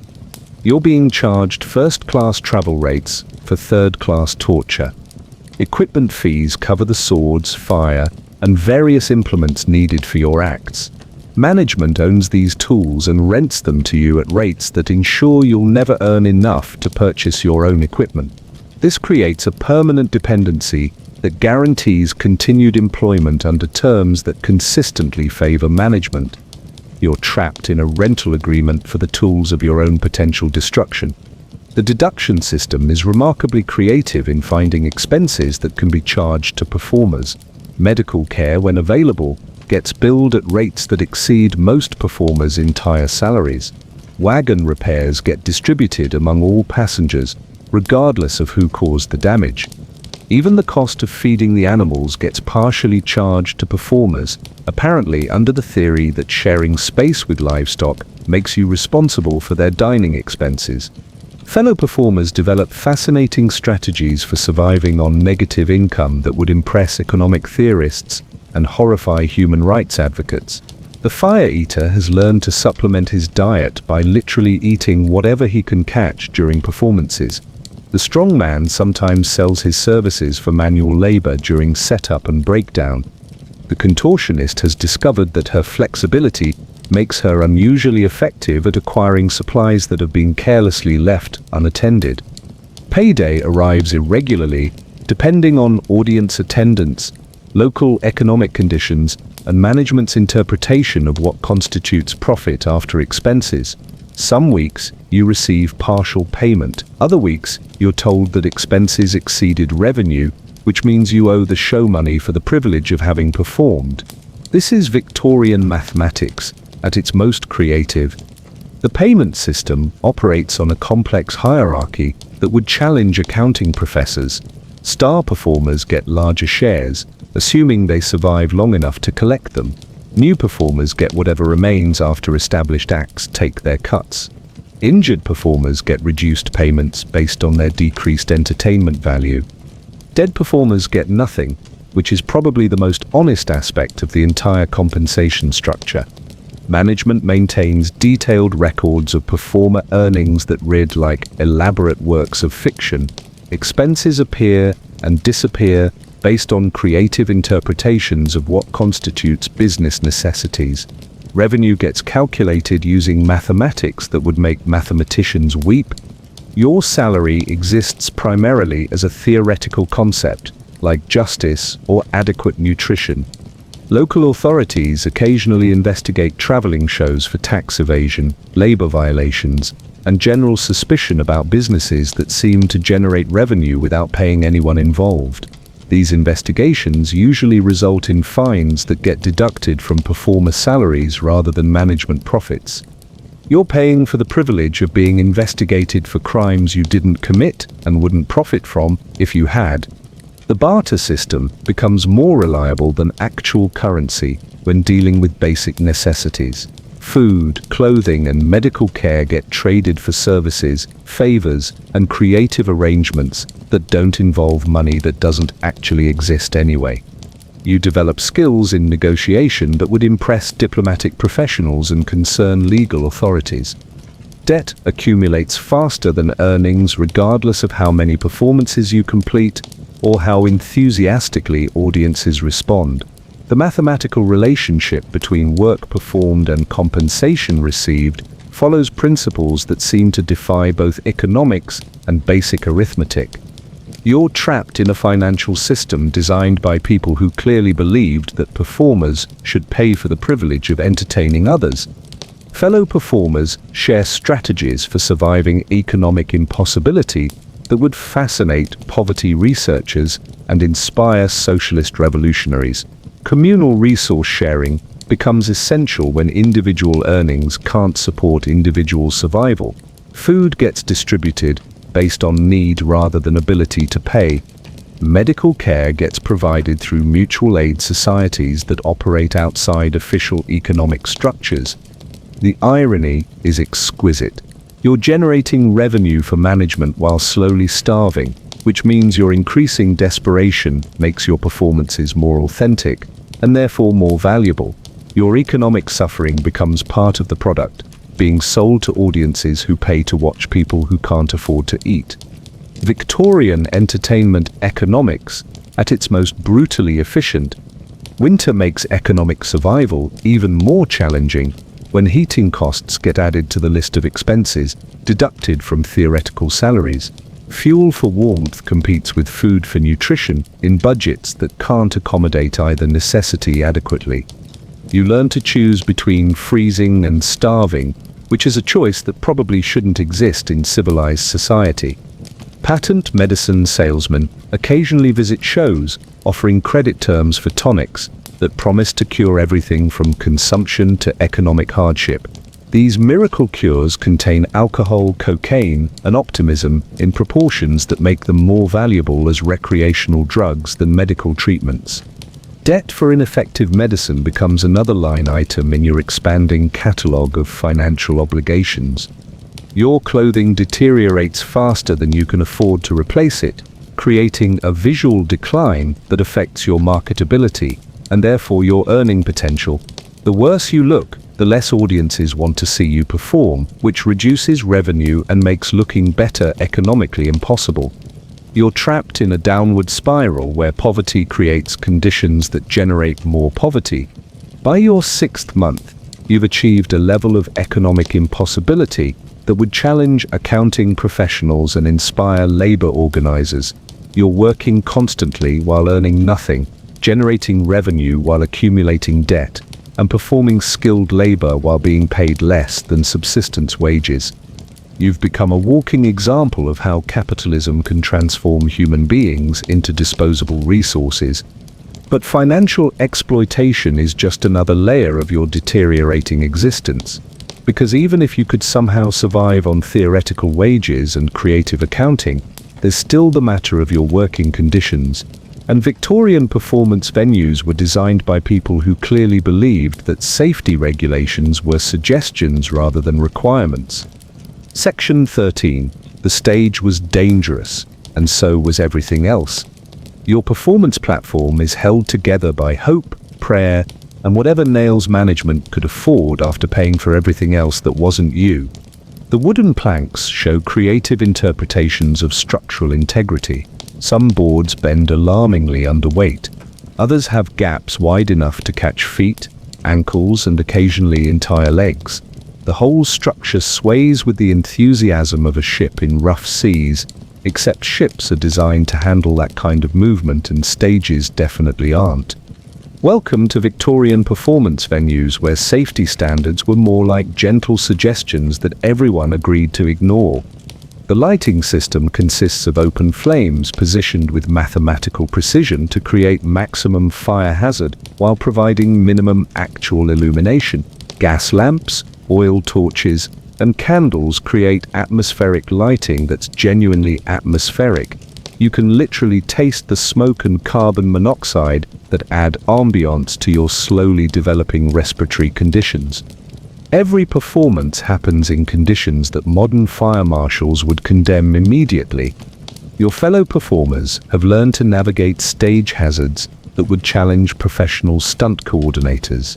The fire eater has memorized which floorboards are most likely to collapse under his equipment. The strongman knows exactly where the platform can support his weights, and where attempting lifts would send him crashing through to whatever's underneath. The contortionist has identified which areas have gaps large enough to trap twisted limbs during her more elaborate positions. The audience seating arrangement puts spectators close enough to participate involuntarily in performances that go wrong. Victorian crowd control consisted of hoping people would behave reasonably while watching death-defying acts performed by people operating on starvation rations and inadequate sleep. When performers collapse, fall, or catch fire, audience members become part of the show, whether they paid for premium seating or not. Backstage areas exist in theory, but not in practice, which means costume changes, equipment preparation, and emergency medical care happen in full view of paying customers. Privacy is a luxury reserved for people who aren't classified as human entertainment. Your personal emergencies become part of the spectacle whether you're conscious enough to consent or not. The structural integrity of performance venues gets tested nightly by acts that push both human and architectural limits simultaneously. Weight-bearing calculations were apparently performed by people who'd never heard of physics, engineering, or basic mathematics. Your stage could collapse at any moment, which adds authentic danger to performances that were already potentially fatal. Weather protection is theoretical at best, which means outdoor performances happen regardless of conditions that would cancel modern events immediately. Rain makes wooden platforms slippery death traps. Wind turns fire acts into uncontrolled blazes. Snow creates ice formations that transform simple movements into extreme sports. You perform death-defying acts in conditions that make them significantly more death-defying than advertised. Equipment storage involves leaving dangerous props wherever they won't immediately kill someone, which usually means they'll kill someone eventually, but not during setup. Swords, torches, chemicals, and mechanical devices get organized using principles that suggest Victorian safety planning was more like elaborate suicide preparation.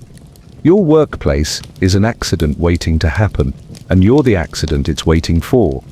The audience itself becomes a safety hazard when crowds get enthusiastic about performances that look genuinely dangerous. Victorian spectators had appetites for violence that would concern modern psychologists. They wanted blood, authentic fear, and the real possibility that someone might not survive the evening. Their enthusiasm creates pressure to take risks that exceed even Victorian safety standards, which were already non-existent.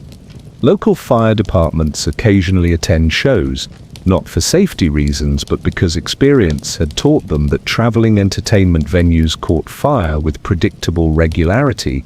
They positioned equipment for rapid response rather than prevention, which was probably more realistic given Victorian fire safety technology. Everyone expected flames. The question was whether they'd be contained or catastrophic. Medical assistance during performances consists of whatever first aid fellow performers can provide while maintaining their own acts. The strongman doubles as emergency medic when someone gets injured during shows. The fire eater knows basic burn treatment. The contortionist can reset dislocated joints without stopping her routine. Everyone becomes a battlefield medic, specialized in entertainment-related injuries. Platform collapses happen frequently enough that audiences consider them part of the regular entertainment rather than safety failures. A good structural failure could enhance rather than ruin a performance, assuming the falling performer could make it look intentional. Your potential death becomes a value-added service rather than a workplace safety issue. The proximity of animal acts to human performances creates additional hazards that would violate modern insurance policies instantly. Performing near large animals introduces variables that can't be controlled, predicted, or adequately planned for. Elephants have opinions about fire acts. Bears occasionally decide to participate in human performances.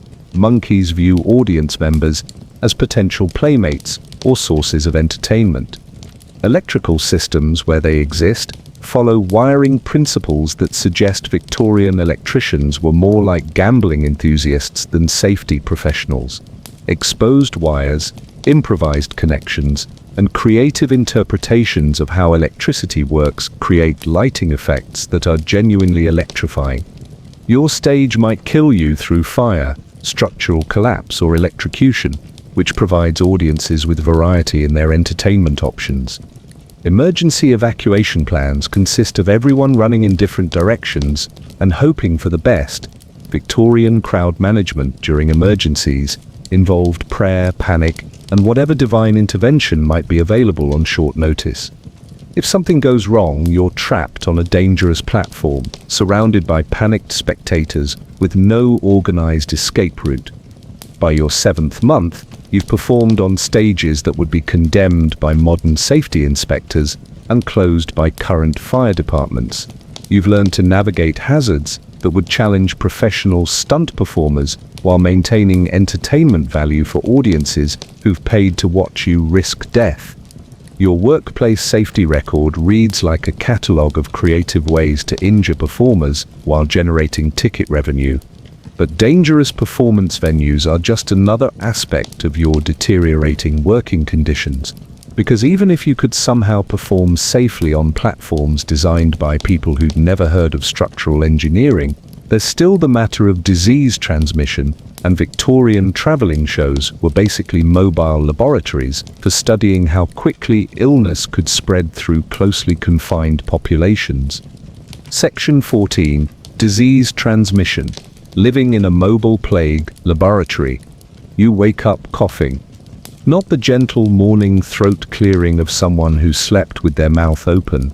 The deep, wet, productive coughing of someone whose lungs have decided to become a percussion section for whatever bacterial symphony has taken up residence in your chest.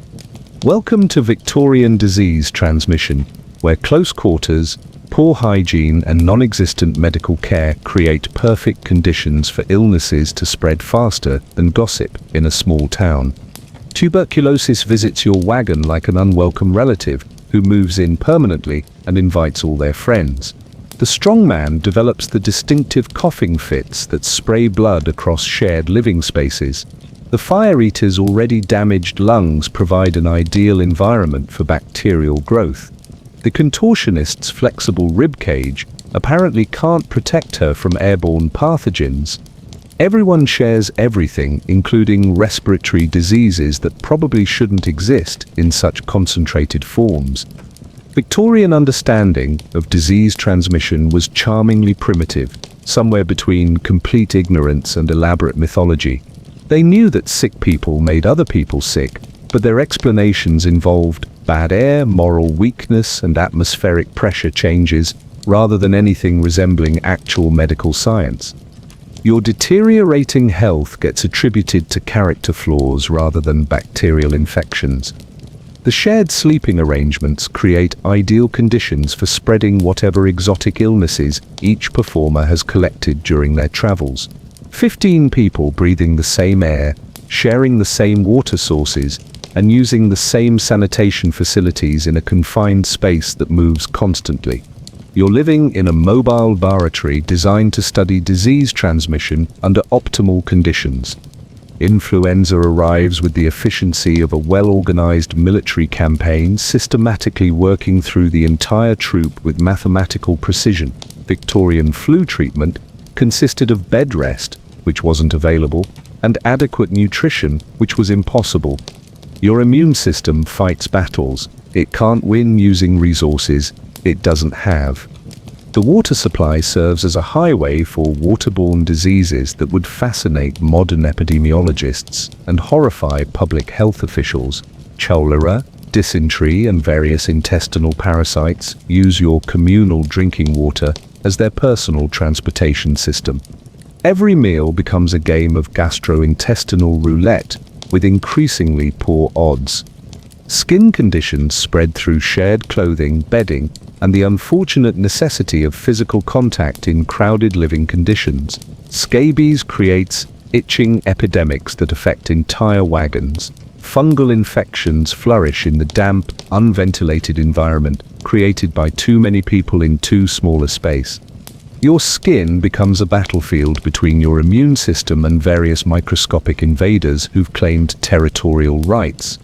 Fellow performers develop their own theories about disease prevention that would entertain medical historians and concern infectious disease specialists.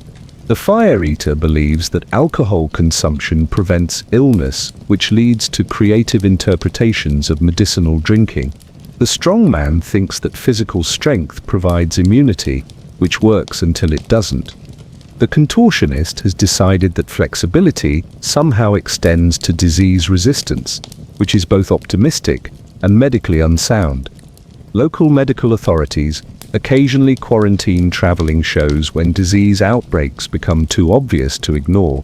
These quarantines involve confining infected people in the same conditions that caused the infections, which suggests Victorian public health policy was more about appearance than effectiveness. You're isolated with the same people who made you sick, in the same conditions that will keep you sick. The close proximity to animals adds exotic diseases to your collection that human immune systems weren't designed to handle. Zoonotic infections jump species barriers with the enthusiasm of explorers discovering new territories. Your body becomes a testing ground for cross-species disease transmission. Medicine shows traveling with circuses sell patent remedies that promise to cure everything while actually curing nothing. These miracle tonics contain alcohol, cocaine, and optimism in proportions that make them more valuable as recreational drugs than medical treatments. Your disease treatment budget goes towards substances that make you feel temporarily better while making you actually worse.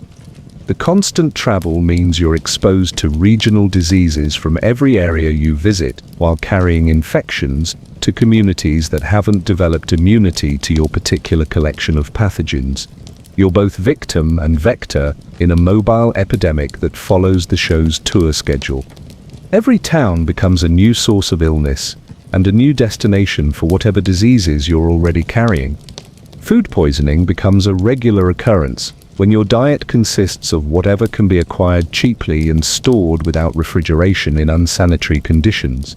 Your digestive system learns to process foods that probably shouldn't qualify as edible while fighting off bacteria that have taken up permanent residence. Every meal is an adventure in bacterial roulette with stakes that could kill you. The performers around you represent a walking catalogue of diseases that would fascinate medical researchers and horrify public health officials. Respiratory infections, skin conditions, intestinal parasites, and various unidentifiable ailments create a traveling medical textbook of human suffering. You're part of a mobile disease museum where the exhibits are still actively deteriorating. Victorian medical care for performers consisted of hoping sick people would either recover or die quickly enough to avoid affecting show schedules. Treatment options included prayer, patent medicines, and whatever folk remedies other performers had acquired through trial and error. Most of their previous patients didn't survive to provide feedback on treatment effectiveness. The psychological stress of constant illness creates mental health challenges that compound the physical diseases already destroying your body. Chronic pain, sleep deprivation, and malnutrition affect your ability to think clearly, make decisions, or maintain the positive attitude that might help your immune system function. Your mental health deteriorates at the same pace as your physical health, creating a feedback loop of declining functionality. By your 8th month, you've collected diseases that would challenge modern infectious disease specialists and inspire epidemiologists studying disease transmission in closed populations. Your body has become a laboratory for studying how many different illnesses can coexist in a single human being. You're a walking experiment in the limits of human immune system capacity. But disease transmission is just another layer of your deteriorating existence, because even if you could somehow maintain health while living in conditions designed to spread illness, there's still the matter of recovery time. And Victorian entertainment schedules were designed by people who clearly believed that rest was a luxury that performers couldn't afford. Section, Quindici, 0 recovery time, no rest, no mercy, no survival. You collapse during the 3rd show of the day. Not dramatically, not as part of your act. Just a simple, unglamorous failure of your body's ability to continue operating under conditions that would challenge industrial machinery. Your legs stop supporting your weight, your vision narrows to a tunnel, and you hit the platform with the solid thud of someone whose physical reserves have been completely exhausted. The audience assumes it's part of the performance and applauds enthusiastically. Recovery time in Victorian freak shows was measured in minutes rather than days, weeks, or any time frame that might actually allow human bodies to repair damage. You get roughly 15 minutes to regain consciousness, assess what's broken, and prepare for the next show. Modern athletes get longer breaks between training sessions than you get between performances that could kill you. Management's approach to performer collapse follows simple economic principles. If you can stand, you can perform. If you can't stand, you can perform sitting down. If you can't sit up, you can probably still do something entertaining while lying on the platform. Your physical limitations become creative performance opportunities rather than medical emergencies. The concept of adequate rest was as foreign to Victorian entertainment as workers' rights, safety regulations, or the radical idea that performers were human beings deserving basic care. Rest was considered a sign of moral weakness rather than biological necessity. Your body's requests for recovery time get filed under character flaws that need correction through more work. Fellow performers developed strategies for functioning without recovery that would impress military special forces and concern medical professionals. The fire eater has learned to perform while running high fevers, which actually improves his flame control since his coordination is already compromised. The strong man can lift weights while suffering from what's probably dysentery. The contortionist has discovered that certain injuries actually increase her flexibility, at least temporarily. Sleep deprivation compounds physical exhaustion in ways that create feedback loops of declining performance and increasing injury risk. Your coordination deteriorates, your judgment becomes impaired, and your pain tolerance reaches levels that suggest your nervous system has given up, providing accurate information about your body's condition. You're operating machinery, your own body, while severely impaired, which is dangerous when the machinery involves fire, sharp objects, and gravity. The constant performance schedule means injuries never have time to heal properly, creating accumulated damage that would end modern athletic careers immediately. Small cuts become infected wounds. Minor sprains become permanent joint damage. Bruises become chronic pain conditions that affect every movement. Your body becomes a catalogue of partially healed injuries layered over previous partially healed injuries. Victorian medicine's understanding of recovery time was approximately equivalent to their understanding of quantum physics. They knew it existed but had no idea how it worked. Rest was prescribed for serious illnesses, but wasn't available for people whose survival depended on constant performance. Your medical needs and economic necessities create an impossible conflict with no solution that doesn't involve significant suffering. The physical demands of multiple daily performances would challenge modern athletes with proper nutrition, medical care, and recovery time.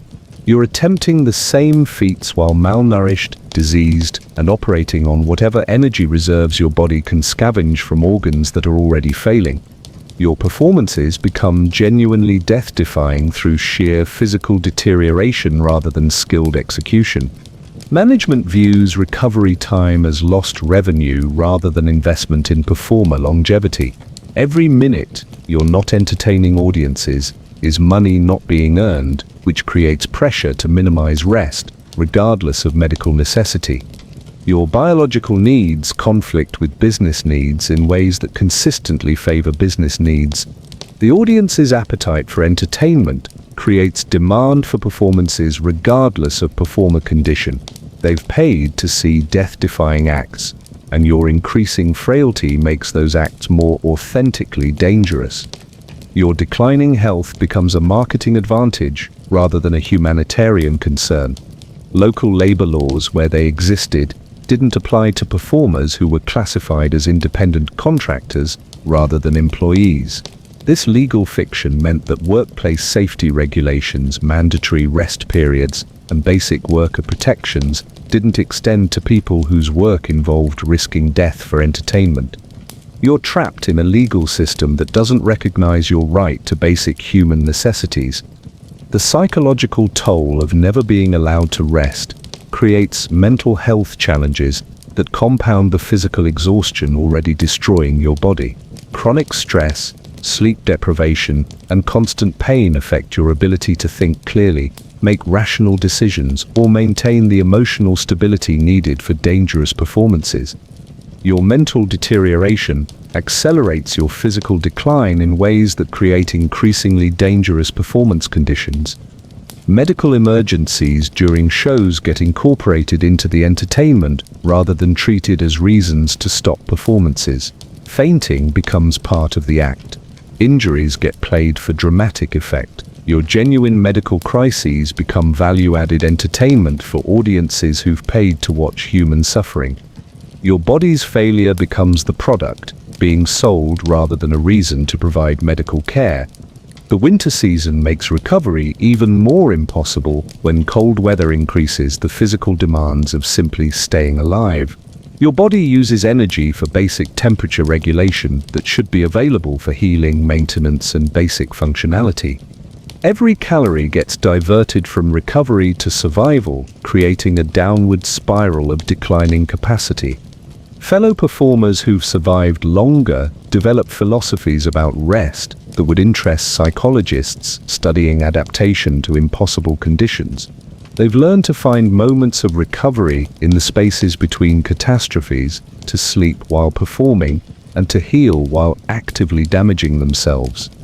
Their survival strategies are simultaneously inspiring and horrifying. By your 9th month, you've achieved a level of physical exhaustion that would be medically impossible if it weren't happening to you. Your body operates on reserves that probably don't exist, powered by mechanisms that shouldn't function, performing feats that require energy you don't have. You're a walking violation of biological principles, sustained by pure desperation and whatever divine intervention might be available for people who've accidentally become human experiments in the limits of physical endurance. Your survival has become a daily negotiation between your body's attempt to shut down and your economic necessity to continue performing. Every day you don't die is a small victory against overwhelming odds. Every performance becomes proof that human beings can endure conditions that should be impossible to survive. And there you have it. 15 reasons why you wouldn't last a week in a Victorian freak show, though honestly, you probably wouldn't last 3 days.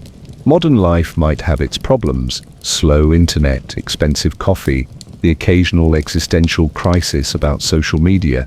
But at least you're not slowly dying for the entertainment of people who consider your suffering a bargain at the price of admission.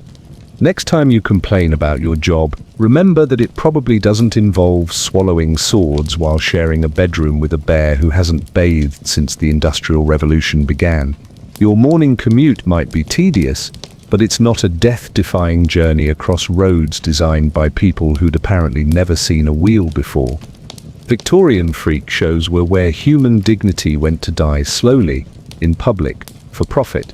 You're living in the absolute golden age of being human, even if the Wi-Fi is a bit patchy sometimes.